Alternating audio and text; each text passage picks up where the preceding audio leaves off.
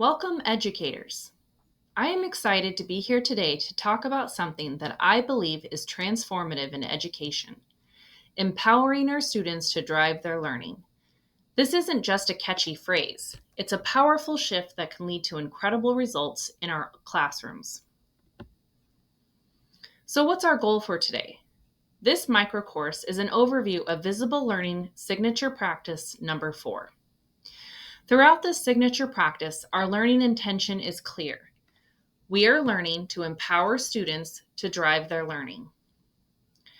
We're going to explore how we can move from being the sole drivers of instruction to becoming skilled navigators, guiding our students to take the wheel. And how will we know we've succeeded? By the end of our session, our success criteria is that you will understand the steps and conditions necessary to guide students to drive their learning. This journey of empowering students isn't a mystery. It's a well-defined path, and we'll be exploring 7 key milestones, all part of signature practice number 4. First, we'll talk about the engagement continuum. Then, we'll dive into how learners know their current level of understanding. Next, we'll explore how learners understand where they're going. After that, we'll look at how learners select tools to guide their learning. We'll also cover how learners monitor their progress and adjust their learning. And finally, we'll discuss how learners seek feedback and how learners recognize their learning and teach others. It's a powerful progression, and each step builds on the last. Let's kick things off with the engagement continuum. Think about your own experiences as a learner. Sometimes you're fully invested. Sometimes you're just going through the motions. Our students are no different. This continuum helps us understand the different levels of engagement we might see in our classrooms.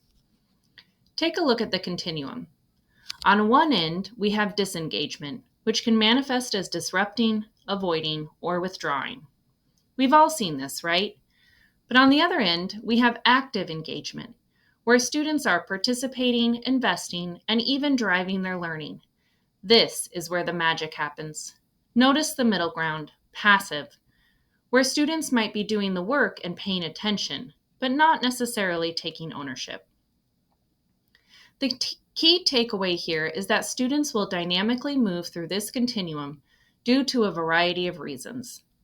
Our goal is to create the conditions that encourage them to move towards that driving end of the spectrum.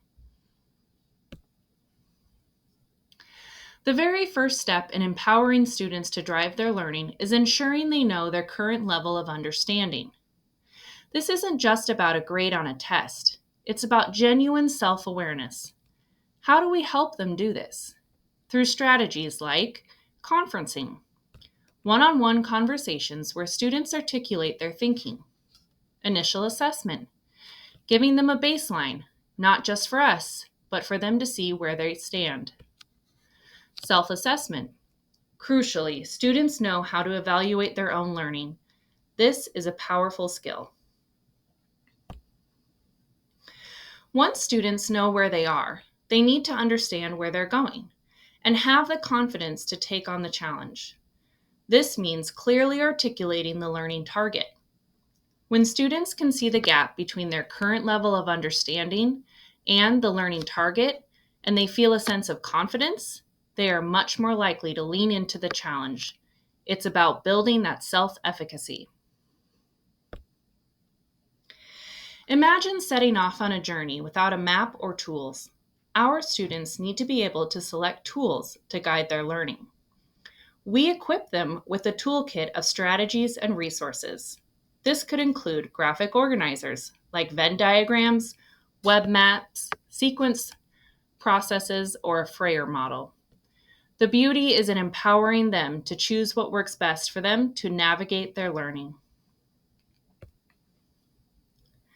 As they use these tools, students need to monitor their progress and adjust their learning. This is where metacognition comes in. It's the difference between can I and I can. We want them to constantly be asking themselves, is this working? Do I need to try a different approach? How am I doing on this path? This self-regulation is absolutely critical for independent learners. This image perfectly illustrates our next point.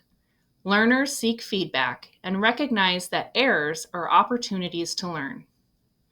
We want to cultivate a classroom culture where asking for feedback isn't a sign of weakness, but a sign of strength and a genuine desire to improve. And just as importantly, we want them to see errors not as failures, but as a valuable stepping stone on the learning path. Every mistake is an opportunity to learn and grow. And finally, the pinnacle of student-driven learning. Learners recognize their learning and teach others. Think about it. When you have to teach something, you truly master it. When students have the opportunity to articulate what they've learned and explain it to someone else, they're not just demonstrating understanding. They are relearning concepts and skills at a deeper level. It's an incredibly powerful reinforcing loop. Let's revisit our learning intention. I am learning to empower students to drive their learning. How are we feeling about this now? And our success criteria. I understand the steps and conditions necessary to guide students to drive their learning. I hope you feel a stronger sense of understanding and excitement about implementing these practices in your own classrooms. Thank you for joining me.